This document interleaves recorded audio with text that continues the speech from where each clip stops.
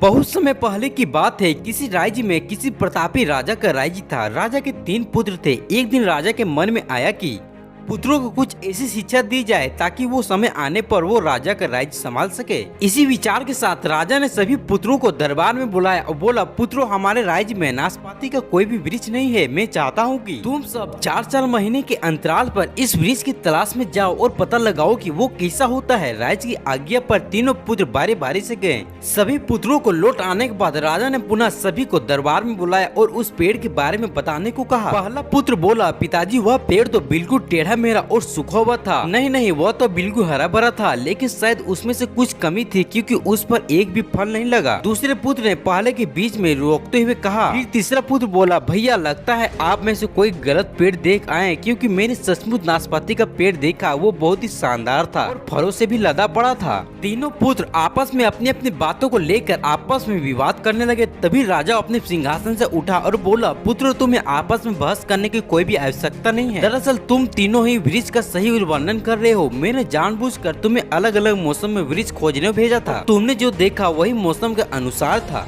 मैं चाहता हूँ कि इस अनुभव के आधार पर तुम तीनों अपने जीवन में गांठ बांध लो। पहली सीख, किसी चीज के बारे में सही और पूर्ण जानकारी चाहिए तो तुम्हें लंबे समय तक देखना परखना चाहिए, चाहे वो किसी विषय, वस्तु या फिर कोई व्यक्ति क्यों न हो। दूसरी सीख, हर मौसम एक सा नहीं होता। जिस प्रकार वृक्ष मौसम के अनुसार सूखता, हरा भरा या फलों से लदा पड़ता है, उसी प्रकार मनुष्य के जीवन में भी कभी भी उतार चढ़ाव आते रहते हैं। अगर तुम कभी भी बुरे दौर पर गुजर रहे हो तो अपनी हिम्मत और धैर्य बनाए रखो। समय अवश्य बदलता है। और तीसरी बात, अपने बात को ही सही मानकर उस पर अड़े मत रहो। अपना दिमाग खोलो, दूसरों के विचारों को भी जानो। यह संसार ज्ञान से भरा पड़ा है। चाहकर भी तुम अकेले सारा ज्ञान अर्जित नहीं कर सकते। इसलिए भ्रम की स्थिति में किसी भी ज्ञानी व्यक्ति से सलाह लेने में मना मत करो।